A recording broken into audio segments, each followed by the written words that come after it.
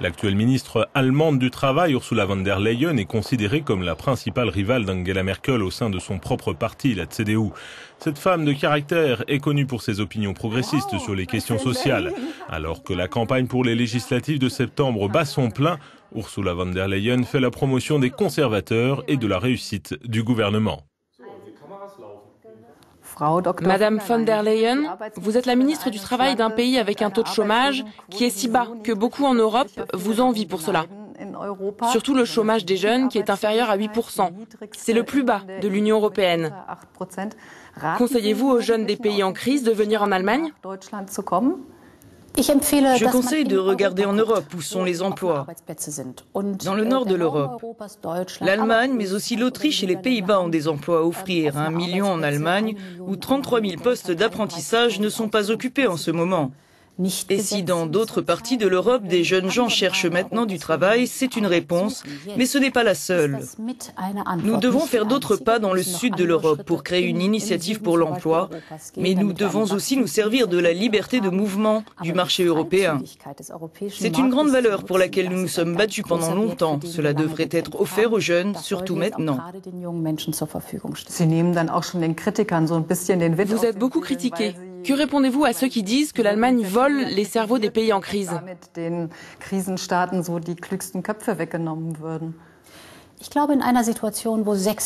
Je crois que dans une situation où 6 millions de jeunes cherchent désespérément du travail ou une formation, il faut donner plusieurs réponses pour qu'ils obtiennent une perspective. Et s'il y a des emplois, c'est bien parce qu'ils peuvent apprendre un métier et obtenir des compétences. Un jour, ils retourneront dans leur pays ou ils iront dans un autre pays de l'Union européenne. Je préfère que ces jeunes gens obtiennent un travail en Europe plutôt que de les voir quitter l'Europe pour d'autres continents. Ces derniers mois, il y a eu beaucoup de reportages sur la pauvreté en Allemagne, et plus particulièrement sur les travailleurs pauvres. Êtes-vous pour un salaire minimum en Allemagne ? Et êtes-vous pour une augmentation des minima sociaux ? D'abord, sur le salaire minimum. Nous avons en Allemagne 12 secteurs avec des salaires minimums et ce sont de bonnes expériences. Traditionnellement, en Allemagne, ce sont les partenaires sociaux, syndicats et employeurs, qui négocient les accords salariaux. Il y en a 65 000 en vigueur en Allemagne. Les partenaires sociaux ont les connaissances pour trouver le bon équilibre d'un salaire minimum qui assure un travail équitable et ne détruit pas l'emploi. Et la loi sociale Hartz IV ? Hartz IV permet aux travailleurs en Allemagne qui sont au chômage ou dans le besoin d'avoir un minimum pour subsister. Mais la deuxième étape est la plus importante. C'est de faire des offres pour que ces gens puissent travailler et sortir du système Hartz IV pour qu'ils puissent gagner leur propre salaire, ce qui est de plus en plus possible vu la bonne santé économique de l'Allemagne. Le nombre de chômeurs a baissé clairement. Ce ne serait pas intelligent d'augmenter Hartz IV car on enlèverait cette envie de gagner sa vie par ses propres moyens sur le marché du travail. Vous vous engagez beaucoup pour les femmes en Allemagne. Comment voyez-vous l'avenir du quota féminin pour les hautes fonctions de dirigeants ? Aujourd'hui, nous disons que le moment est venu pour les femmes de ne pas seulement travailler dans des emplois de base, mais aussi d'être à la tête. Ce qu'on entend par quota de femmes dans les grandes entreprises.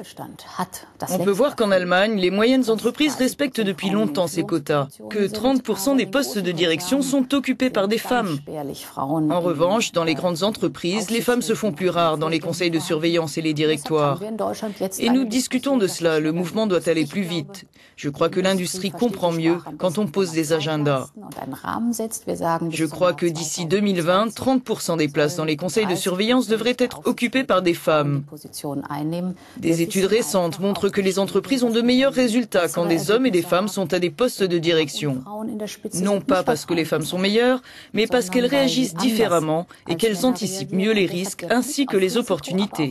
C'est pourquoi ce programme doit être appliqué en Allemagne. Et une question plus personnelle que je dois vous poser de la part d'une collègue espagnole. Vous avez 7 enfants et vous vous occupez de votre père malade. Comment réussissez-vous à concilier travail, carrière et famille ? D'abord, il n'y a pas eu 7 enfants dès le début, mais il y a eu un long chemin dans ma vie avec des enfants à charge quand j'étais jeune médecin. J'ai vécu ce que vivent tous les jeunes couples. La difficulté de trouver une garde d'enfants, de devoir négocier avec son employeur des horaires de travail flexibles, c'est ce qu'il y a de plus important au début.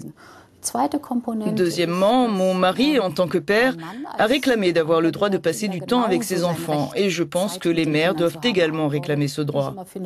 Et j'espère qu'un jour, ce ne sera pas aux femmes que l'on demandera comment elles arrivent à concilier travail et famille, mais que les jeunes couples, les pères et les mères, auront les moyens de s'atteler correctement à cette tâche. Le mieux que l'on puisse faire en Europe, c'est de dire oui aux enfants. Große Aufgabe schaffen, das Beste eigentlich, was Europa passieren kann, nämlich Ja sagen zu Kindern. Et le problème du taux de natalité en Allemagne? Si l'on compare avec les autres pays industrialisés, on voit que dans les pays qui ont un niveau élevé d'éducation, et Dieu merci c'est le cas en Allemagne, la natalité augmente quand il est possible de concilier travail et famille pour les parents. On est alors plus enclin à avoir un deuxième, voire un troisième enfant. C'est pourquoi en Allemagne, où il a longtemps été compliqué de concilier travail et famille, les récents changements ces dernières années ont redonné du souffle. On peut voir que la chute continue du taux de natalité a cessé. Mais il faudra un long travail sur la démographie pour obtenir une inversion de la courbe.